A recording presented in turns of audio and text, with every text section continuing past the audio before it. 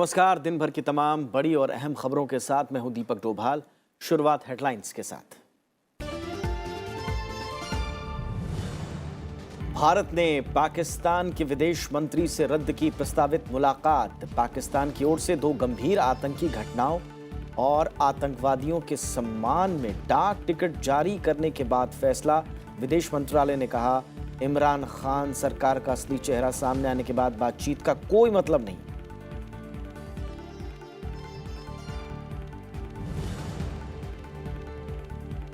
जम्मू कश्मीर में सुरक्षा बलों को बड़ी कामयाबी। बांदीपोरा में लश्कर के 5 आतंकी ढेर। शोपियां से 3 पुलिसकर्मियों के अगवा कर हत्या करने वाले आतंकियों की तलाश में अभियान जारी।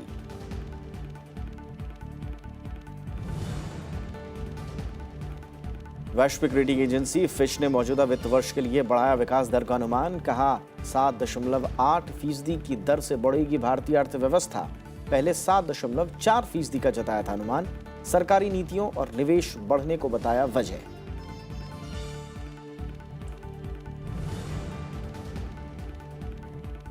ओडिशा के कई इलाकों में चक्रवाती तूफान के असर से शनिवार तक भारी बारिश की आशंका। मलकानगिरी जिले के कई हिस्सों में बाढ़ जैसे हालात। पीड़ित इलाकों में एनडीआरएफ और एसडीआरएफ की टीमें तैनात। मछुआरों को समुद्र में नहीं जाने की सलाह।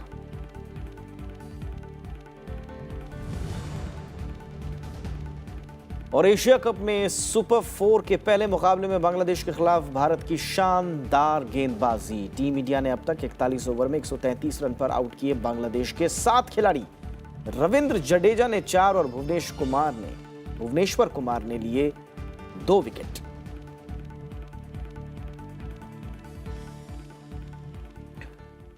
भारत ने न्यूयॉर्क में पाकिस्तान के विदेश मंत्री के साथ अगले हफ्ते होने वाली मुलाकात रद्द कर दी है। विदेश मंत्रालय के प्रवक्ता रवीश कुमार ने आज सरकार के इस फैसले की जानकारी दी।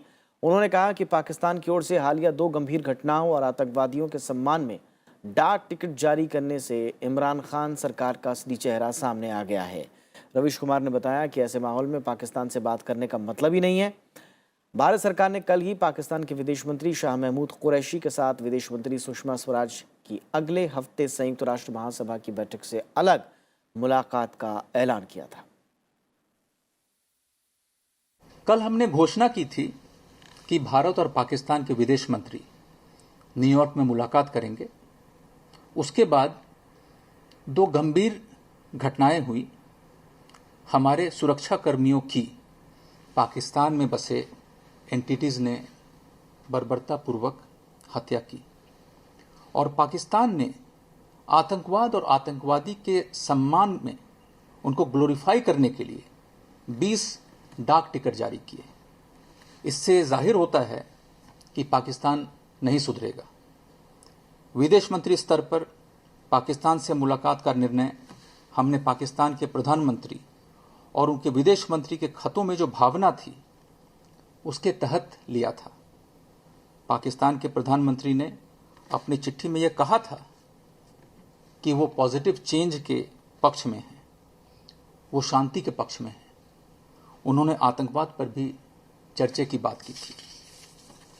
लेकिन अब ये लग रहा है कि पाकिस्तान के नए शुरुआत के पीछे उनके वार्ता के प्रस्ताव के पीछे उनके नापाक इरादे हैं, जिसका खुलासा हो चुका है।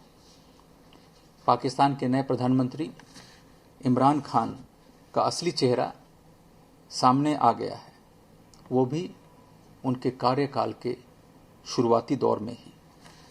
ऐसे माहौल में पाकिस्तान से बात करने का कोई मतलब ही नहीं है, बिल्कुल अर्थहीन है। इस बदले हुए परिस्थिति में भारत और पाकिस्तान के विदेश मंत्रियों के बीच न्यूयॉर्क में कोई मुलाकात नहीं होगी। जम्मू कश्मीर में आतंकवादियों के खिलाफ आज सुरक्षा बलों को बड़ी कामयाबी मिली। सुरक्षा बलों ने बांदीपुरा जिले में 5 आतंकियों को मार गिराया। ये सभी लश्कर तैयबा से जुड़े हुए थे। इन आतंकियों ने हाल ही में घुसपैठ कर राज्य में प्रवेश किया था। मुठभेड़ बांदीपुरा जिले के संबलार इलाके में हुई। पुलिस ने बताया कि नियंत्रण रेखा पार करने के बाद ये आतंकी घाटी के अलग अलग हिस्सों में पहुंचने की कोशिश कर रहे थे। जम्मू कश्मीर में आज आतंकियों ने 3 पुलिस वालों की हत्या कर दी। ये वारदात शोपियां के पास अंजाम दी गई। पुलिस इलाके की घेराबंदी कर दोषियों की तलाश में जुटी हुई है। इस बीच गृह मंत्रालय ने कहा है कि जम्मू कश्मीर में किसी भी स्पेशल पुलिस ऑफिसर ने इस्तीफा नहीं दिया है। मंत्रालय ने कहा कि राज्य पुलिस पूरी तरह से पेशेवर और प्रतिबद्ध है। जम्मू कश्मीर के शोपियां में आतंकवादियों ने शुक्रवार तड़के 3 पुलिसकर्मियों को अगवा करने के कुछ ही घंटे बाद उनकी हत्या कर दी। जिन पुलिसकर्मियों की हत्या की गई उनमें कांस्टेबल निसार अहमद और 2 एसपीओ फिरदौस अहमद और कुलवंत सिंह शामिल हैं। एक पुलिस अधिकारी ने बताया कि शुक्रवार तड़के ही इन पुलिसकर्मियों को बाटागुंड और कापराना गांवों से अगवा किया गया था। पुलिस के मुताबिक बाटागुंड गांव के निवासियों ने आतंकवादियों का पीछा किया और उनसे पुलिसकर्मियों को छोड़ने की गुजारिश की। इसके बाद आतंकवादियों ने हवा में गोलियां चलाई और गांव वालों को धमकी दी। पीछे पीछे दौड़े बहुत दूर तक। उन्होंने वहाँ बोला कि हम इनको छोड़ देंगे, वीडियो बनाएंगे और इनको छोड़ देंगे। एक घंटे के बाद आधे घंटे के बाद ही उन्होंने फायरिंग की। हमने सोचा ये फौज ने फायरिंग किया कहीं, तो अब उसके बाद पौने घंटे के बाद तकरीबन हमारे को पता लगा वहाँ पर 3 डेड बॉडी है और हम दौड़ गए, लाए हैं। पुलिस ने शोपियां और आसपास के इलाकों की घेराबंदी कर आतंकियों की तलाश तेज कर दी है। पुलिस ने कहा कि इस अमानवीय वारदात को अंजाम देने वाले गुनहगारों को बख्शा नहीं जाएगा। पुलिस में ये जो लोग काम करते हैं, ये पब्लिकली अवाम के लिए ड्यूटी करते हैं। देखो इस तरह का काम नहीं कर रहे जो किसी को नुकसान पहुंचाने के लिए काम होता है। और मुझे लगता है कि ये निंदनीय है, कंडेमनेबल है। हमने इसको कंडेम किया है और इसके साथ जो बाकी र्यूमर वगैरह जो चल रहे हैं, तो हम ये बताना चाहते हैं कि इस तरह के र्यूमर से जो लोगों को बाज आना चाहिए। र्यूमर्स की कोई ज़रूरत नहीं है। अगर कोई इस तरह का इंसिडेंट होगा तो वी लुक इनटू इट। पिछले महीने भी आतंकवादियों ने जम्मू कश्मीर पुलिस में काम करने वाले लोगों के कम से कम 8 रिश्तेदारों को अगवा कर लिया था। हालांकि बाद में उन्हें छोड़ दिया गया था। Bureau report, Rajya Sabha TV. Jammu Kashmir के राज्यपाल सत्यपाल मलिक ने भी पुलिसकर्मियों की हत्या को बर्बर बताया है। उन्होंने कहा कि किसी भी स्पेशल पुलिस अफसर ने नौकरी नहीं छोड़ी है। I severely condemn it. It's barbaric, it's inhuman. Pakistan is habitual of doing it. No, they are not resigning. This is false. Those SPOs who are resigning, they are those who has crossed the limit to go to the police, so they have not gone. That's all. उपराष्ट्रपति M Venkaiah Naidu ने वैज्ञानिक सोच को बनाए रखने और इसे समृद्ध करने पर जोर दिया है। उन्होंने कहा कि चरक और सुश्रुत की ओर से शुरू किए गए वैज्ञानिक और चिकित्सा परंपरा को छात्रों को आगे बढ़ाना चाहिए। वो आज दिल्ली के विज्ञान भवन में नेशनल बोर्ड ऑफ एग्जामिनेशन के 19वें दीक्षांत समारोह को संबोधित कर रहे थे। उपराष्ट्रपति ने कहा कि डॉक्टरों को मरीजों के प्रति सहानुभूति रखनी चाहिए। उपराष्ट्रपति ने कहा कि चिकित्सकों को अनिवार्य रूप से ग्रामीण क्षेत्रों में सेवाएं देनी चाहिए, क्योंकि गांवों में स्वास्थ्य सुविधाओं की कमी है। उन्होंने कहा कि चिकित्सा के क्षेत्र में हो रही प्रगति का फायदा सभी लोगों को मिलना चाहिए। The skill, the competence that have acquired certainly a long way in easing and alleviating the pain and suffering of a vast number of people and bring them good health and joy. At the same time, it is also a day of introspection for all of you as you chalk out your future plans. Remember that education is a lifelong learning process. The quest for acquiring new knowledge and skills has no boundaries or limits. It's a lifelong exercise. BJP अध्यक्ष अमित शाह ने आज छत्तीसगढ़ के रायपुर में BJP कार्यकर्ताओं के सम्मेलन को संबोधित किया। उन्होंने कहा कि बीजेपी में कोई नेता चुनाव नहीं लड़ता, बीजेपी में बूथ का कार्यकर्ता चुनाव लड़ता है। उन्होंने कहा कि छत्तीसगढ़ विधानसभा का चुनाव हो या फिर अगले साल लोकसभा का, ये सभी चुनाव कार्यकर्ताओं की ताकत के साथ लड़े जाएंगे और जीते जाएंगे। बीजेपी अध्यक्ष ने कहा कि पार्टी को बूथ का कार्यकर्ता ही चुनाव जिताता है। उन्होंने कहा कि बीजेपी जो सपना देखती है उसे पूरा भी करती है। उन्होंने कार्यकर्ताओं से सरकार की योजनाओं को सब तक पहुंचाने की अपील की।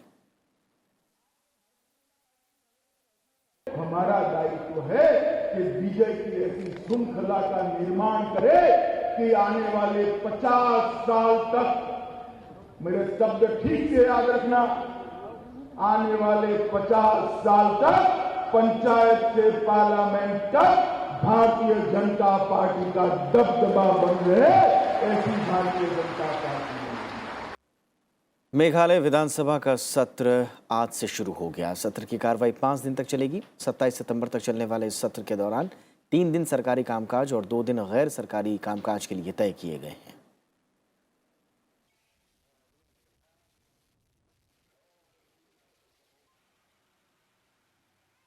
एक छोटे से ब्रेक के लिए रुकते हैं, जल्द हाजिर होंगे।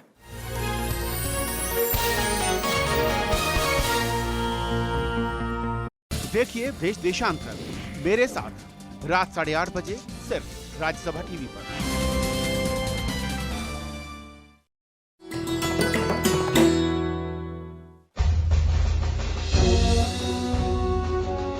राष्ट्रपति भवन स्थित जयपुर स्तंभ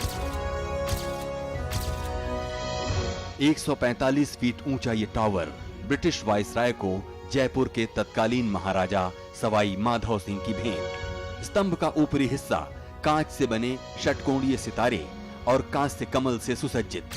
स्तंभ के भीतर लगी 5 टन वजनी शैफ्ट से ये कमल घूमता है 6 इंच वृत्ताकार और ये प्रक्रिया दोहराई जाती है हर 3 सेकंड बाद बार बार।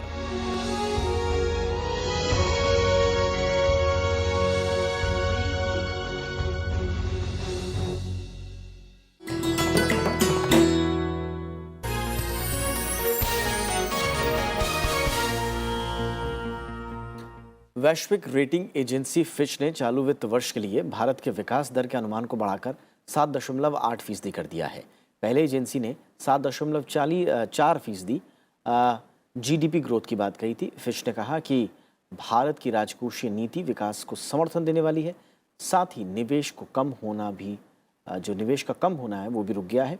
इसके अलावा सार्वजनिक इंफ्रास्ट्रक्चर परियोजनाओं में निवेश भी बढ़ा है। आपको बता दें कि अप्रैल-जून तिमाही में विकास दर 8.2% रही थी। फिच ने आशंका जताई है कि अमेरिका और चीन के बीच व्यापार युद्ध से वैश्विक विकास दर गिर सकती है। फिच को उम्मीद है कि मौजूदा वित्त वर्ष में चीन की विकास दर 6.1% रहेगी, वहीं वैश्विक विकास दर 3.3% रहने का अनुमान है। विश्व बैंक ने भारत के लिए 5 साल की महत्वाकांक्षी योजना को मंजूरी दे दी है।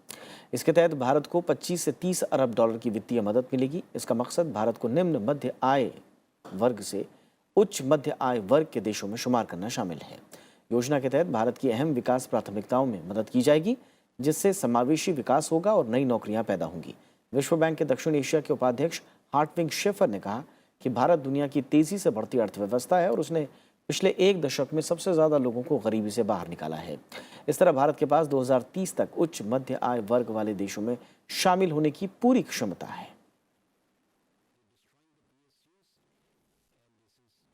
कारोबारी हफ्ते के आखिरी दिन आज शेयर बाजार में बड़ी हलचल देखने को मिली। सेंसेक्स और निफ्टी दोनों में शुरुआती कारोबार के दौरान तेजी देखने को मिली, लेकिन दिन के कारोबार के वक्त सेंसेक्स एक समय 1000 से ज्यादा अंक गिर गया था। हालांकि बाद में इसमें सुधार हुआ और आखिर में ये 280 अंक की गिरावट के साथ 36,842 अंक के स्तर पर बंद हुआ। उधर निफ्टी भी कारोबार के दौरान एक समय 11,000 के स्तर से नीचे चला गया था, लेकिन बाद में इसमें तेजी से सुधार हुआ। निफ्टी 91 अंक लुढ़ककर 11,143 के स्तर पर बंद हुआ। परमाणु हमला, रिएक्टर से रिसाव, जैविक या रासायनिक हमलों से निपटने के लिए अब देश की सेना और अर्धसैनिक बलों को दवाओं की स्वदेशी किट मुहैया कराई जा रही है। डीआरडीओ की न्यूक्लियर मेडिसिन की खोज करने वाले संस्थान इनमास ने 20 सालों के रिसर्च के बाद इन दवाओं को तैयार किया है, जिससे आपदा के वक्त सैन्य बलों से लेकर आम लोग अब लाइलाज नहीं रहेंगे। खास बात यह है कि इस मामले में भारत की न सिर्फ महंगे आयात पर निर्भरता घट गई है, बल्कि भारत उन चुनिंदा देशों में शामिल हुआ है जिसके पास ऐसी दवाओं की किट है।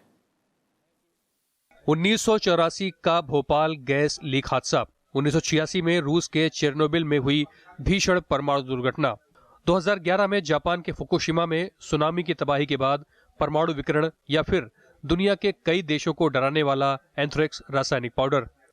देश दुनिया की इन सभी बड़ी घटनाओं ने दुनिया के सामने परमाणु विकिरण से लेकर जैविक और रासायनिक खतरों को पैदा किया है। लेकिन रेडिएशन से जुड़े ये खतरे इतने बड़े और तुरंत फैलने वाले हैं जिनकी रोकथाम और इलाज के लिए बेहद खास दवाओं की जरूरत होती है। ऐसी ही किसी दुर्घटना से निपटने के लिए डीआरडीओ के nuclear medicine and allied sciences ने करीब 35 दवाओं की एक किट तैयार की है। एक जो नया खतरा पूरे ग्लोबल लेवल पे मंडरा रहा है उसको हम CBRN खतरा बोलते हैं, कि नए तरह के जो वॉरफेयर हैं ये हो सकता है तोपों और गोलियों से ना लड़े जाएं। ये केमिकल वॉरफेयर हो, ये न्यूक्लियर वॉरफेयर हो, ये बायोलॉजिकल वॉरफेयर हो, ये रेडियोलॉजिकल डर्टी बॉम्ब जिसको हम कहते हैं। ये 4 तरह के ख़तरे हैं जिसको हम CBRN का नाम देते हैं। तो ये जो किट है इसमें इन चारों चीज़ों के लिए एक सम्मिलित किट बनाया गया है, क्योंकि उस टाइम अगर सारी दवाइयाँ अलग अलग होंगी उनको इकट्ठा करना मुश्किल हो जाएगा। एनबीसी मेडिकल इमरजेंसी किट में 35 दवाएं या रेडियोधर्मी रक्षक शामिल हैं। ये 80 से 90% विकिरण नर्व गैस एजेंटों को अवशोषित कर सकते हैं। शरीर में प्रवेश कर गए यूरेनियम जैसे हानिकारक रेडियोएक्टिव तत्वों को भी ये बेअसर कर सकता है। उदाहरण के लिए पोटेशियम आयोडेट की ये टैबलेट परमाणु विकिरण के चलते एक्सरे और गामा रेज के रेडिएशन से निपट सकता है। एमिफोस्टिन इंजेक्शन गामा विकिरण से क्षति को सीमित कर सकता है। अल्फा कीटोग्लूटरेट साइनाइड के असर को खत्म कर देता है। ये दवा भोपाल गैस हादसे में रिसी मिसाइल आइसोसाइनेट गैस पीड़ित का इलाज कर सकती है। नई बात यह है कि पहले प्रभावित को अस्पताल में लाते लाते काफी देर हो जाती थी, लेकिन इस किट के जरिए मौके पर इलाज भी हो सकता है। कि इसमें रेडियो प्रोटेक्टर ड्रग्स हैं जो रेडिएशन के दुष्प्रभावों से हमें बचाती हैं। इसमें प्रोफाइलेक्सिस भी है कि आप एक्सपोजर रेडिएशन एक्सपोजर के पहले भी ले सकते हैं और बाद में भी ले सकते हैं as a mitigation drugs. Decorporation agents ऐसी दवाइयां हैं जो किसी भी रेडियो एक्टिव मटीरियल के शरीर के अंदर प्रवेश कर जाए या कम प्रवेश करे, ऐसी स्थिति के लिए हमने दवाइयां बनाई हैं जो प्रोफाइलेक्सिस और ट्रीटमेंट दोनों के तौर पे दी जाएंगी। Institute of nuclear medicine and allied sciences के वैज्ञानिकों ने 20 सालों के शोध के बाद इन दवाओं को तैयार किया है। साथ ही 15 से ज्यादा नई दवाओं के पेटेंट भी हासिल किए हैं। अभी तक हम कई अहम दवाइयों के लिए विदेशों पर निर्भर थे। जो डेवलप्ड नेशंस हैं उनके किट में करीब 8-10 इस तरह की दवाइयां हैं जो हमें इंपोर्ट करनी पड़ रही हैं। उसमें प्रोशन ब्लू है, उसमें अमीफॉस्टिन है और ऐसी कई और दवाइयां हैं। इंजेक्शन EDTA है। जब हम इसको यहाँ पे इंडिजिनाइज करके बनाते हैं तो आप मान के चलें कि जो 1 रुपये की दवाई है वो 10 पैसे में पड़ रही है। तो उतने ही पैसों में हम 10 गुना ज़्यादा स्टॉक पाइल बना के उतने ज़्यादा लोगों को बचा सकते हैं। आपको याद होगा कि 2010 में मायापुरी में कुछ स्क्रैप डीलर दिल्ली यूनिवर्सिटी की एक पुरानी मशीन के भीतर मौजूद रेडियो एक्टिव तत्व की चपेट में आ गए थे, लेकिन इलाज के लिए उस वक्त किसी भी अस्पताल में सटीक इलाज मुहैया नहीं था। और ऐसी ही कोई अनहोनी अगर देश के किसी हिस्से में हो जाए तो उसकी तैयारी के लिए भी सरकार को अब तैयार रहने की जरूरत है। परमाणु हमला, जैविक हमला या फिर किसी परमाणु दुर्घटना होने की सूरत में DRDO के पास अब वो तकनीक और दवाएं मौजूद हैं जिसे कि institute of nuclear medicine and allied sciences ने बनाया है, और वो इन परमाणु हमले के दौरान इसका इस्तेमाल कर सकते हैं और लोगों की जान बचाई जा सकती है। लेकिन यहाँ एक ख़ास बात और ख़ास ज़रूरत महसूस की जा रही है, और ये कि एक नेशनल स्टॉक पाइल यानी दवाओं का संग्रह पूरे देश के अलग अलग जगहों पे होना चाहिए, ताकि किसी दुर्घटना की सूरत में आम लोग भी इन दवाओं का इस्तेमाल कर सके और उन तक इन दवाओं की पहुँच हो सके। और शायद वक्त आ गया है कि सरकार को इस दिशा में किसी नीति के बारे में भी अब सोचना चाहिए। दिल्ली से ओम प्रकाश के साथ पंचानन मिश्रा, राज्यसभा टीवी। दुनिया भर में शुक्रवार यानी 21 सितंबर को अल्जाइमर दिवस मनाया गया। अल्जाइमर एक ऐसी बीमारी है जिसमें वृद्ध व्यक्ति धीरे धीरे सब कुछ भूलने लगता है। ये एक लाइलाज बीमारी है लेकिन जानलेवा नहीं। जानकार मानते हैं कि भारत में फिलहाल 44 लाख लोग इस बीमारी से पीड़ित हैं और जागरूकता न होने से उनका सही समय पर इलाज नहीं हो पा रहा है। कहते हैं बुढ़ापा अक्सर बचपन की तरह होता है, लेकिन अगर इस उम्र में एक ऐसी बीमारी लग जाए जो आपकी याददाश्त भुला दे तो पहले यही ख्याल आता है कि ये उम्र का रोग है। लेकिन अफसोस की बात यह है कि इस रोग को अल्जाइमर्स कहा जाता है, जो अक्सर बुजुर्गों को होती है। अगर वक्त पर इलाज ना हो तो ये बीमारी और भी बढ़ जाती है। राजधानी दिल्ली के तुगलकाबाद में गैर सरकारी संगठन का डे केयर सेंटर अल्जाइमर्स के मरीजों की देखभाल कर रहा है। इनकी कोशिश है कि खेल, किताबों या व्यायाम के जरिए दिमाग का संतुलन बरकरार रहे। ये एक्टिविटी ऐसा है कि इनको ब्रेन को हम लोगों ने चालू रखना है। ये अगर हम आके सिर्फ बैठ जाएंगे यूँ तो कोई फ़ायदा नहीं हो रहा ना ब्रेन का। तो जब यहाँ आते हैं तो हम लोग उसको एक टिकल करते हैं, ब्रेन को टिकल नहीं करेंगे तो नहीं होगा कुछ भी। तो थोड़ी बहुत जो भी है इनके साथ वो ब्रेन को टिकल करना बहुत ज़रूरी है ताकि उनका ब्रेन काम करता रहे। अल्जाइमर्स में मरीज की स्मरण शक्ति कमजोर हो जाती है। इस बीमारी में पीड़ित मरीज सामान रखकर भूल जाते हैं। यही नहीं, वो लोगों के नाम, पता, नंबर, खाना पीना, घर, दैनिक कार्य, बैंक संबंधी कार्य, नित्य क्रिया तक भूलने लगता है। इस बीमारी में बुजुर्गों को हाल फिलहाल की घटनाएं याद नहीं रहती हैं, लेकिन 5 या 10 साल पुरानी बात याद रहती है। जैसे जैसे उम्र बढ़ती जाती है, वैसे वैसे ये रोग भी बढ़ता जाता है। समय पर इसका इलाज ना होने पर ये लाइलाज भी हो जाती है। इस बीमारी के 3 स्टेज हैं। अर्ली स्टेज जिसमें हल्के हल्के सिम्टम्स आते हैं, मिडिल स्टेज जिसमें वो थोड़ा डिपेंडेंट होने लगता है, और लास्ट स्टेज जब वो अपने आप का पूरा कंट्रोल खो देता है और बिस्तर पे आ जाता है। एक बार डायग्नोसिस जल्दी बन जाए तो जो ट्रीटमेंट है वो हम जल्दी शुरू कर सकते हैं। इस बीमारी की विडंबना ये है कि हर 3 सेकंड में ये किसी एक को अपना शिकार बनाती है। भारत में 44 लाख रोगी हैं जो अल्जाइमर से पीड़ित हैं। अल्जाइमर बीमारी ना तो जानलेवा है, ना ही किसी एक से किसी दूसरे को होती है। आम भाषा में समझाएं तो बढ़ती उम्र में सोचने समझने की शक्ति कमज़ोर हो जाती है। ऐसे में इससे लड़ने के लिए सिर्फ ज़रूरत है जागरूकता की और सही समय पर सही इलाज की। कैमरा पर्सन शिव कुमार के साथ अनु दीवान, राज्यसभा टीवी, दिल्ली। ओडिशा में डाए तूफान से राज्य के कई इलाकों में भारी बारिश हुई है। राज्य का मलकानगिरी जिला सबसे ज़्यादा प्रभावित है। तूफान से बिजली व्यवस्था, सड़कों और फसलों को काफ़ी नुकसान हुआ है। तटीय इलाकों में प्रशासन ने अलर्ट जारी किया है। चक्रवाती तूफान डाए से ओडिशा में जनजीवन प्रभावित हुआ है। राज्य के गजपति, गंजाम, पुरी, रायगढ़, कालाहांडी, कोरापुट, मलकानगिरी और नवरंगपुर जिलों में भारी बारिश हो रही है। मलकानगिरी जिले में रिकॉर्ड बारिश के बाद कोरूकोंडा तहसील समेत कई इलाकों में बाढ़ जैसे हालात बन गए हैं। कुछ जगहों पर भूस्खलन की वजह से सड़क यातायात भी बाधित हुआ है। सैकड़ों लोगों को सुरक्षित जगहों पर भेजा गया है। भारी बारिश से पीड़ित इलाकों में सरकार की ओर से तुरंत राहत सामग्री बांटने का काम शुरू कर दिया गया है। Now the cyclone has dissipated into a deep depression, and because of the cyclone, it has resulted in heavy rainfall in Malkangiri district. All the 30 districts received rainfall, and Balasore and Malkangiri received more rainfall. And the damages have not been much, and particularly there are 2 districts which were affected by the cyclone, which were on the coast, that were Ganjam and Puri, but the damages have been very minimal. जल स्तर बढ़ने के बाद कोरापुट में अपर Kolab dam के 2 फाटक खोल दिए गए हैं।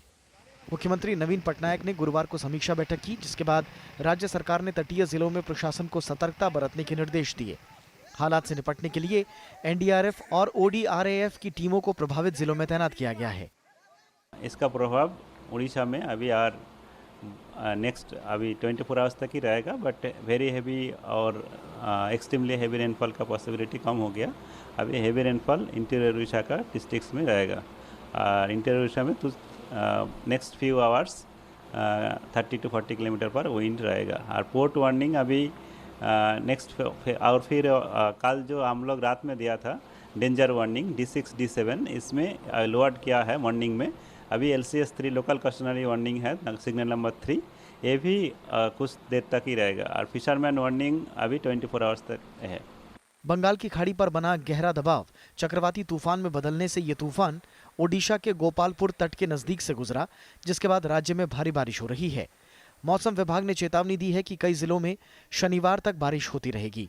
दक्षिण ओडिशा के समुद्री तट पर कुछ घंटों के लिए 60 से 70 किलोमीटर प्रति घंटे की तेज हवाएं चलती रहेंगी। Bureau report, Rajya Sabha TV.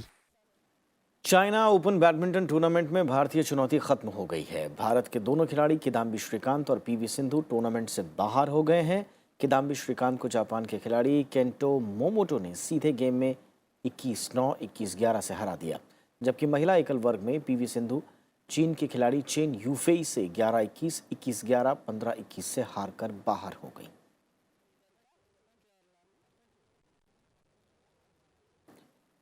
और एशिया कप में सुपर 4 के पहले मुकाबले में भारत और बांग्लादेश का मुकाबला जारी है। टीम इंडिया का टॉस जीतकर पहले बल्लेबाजी का फैसला सही साबित होता दिख रहा है।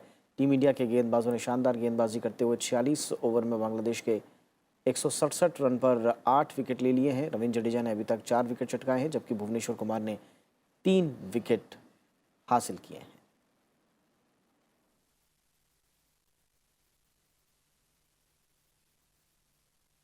इसी के साथ इस बुलेटिन में इतना ही। नमस्कार।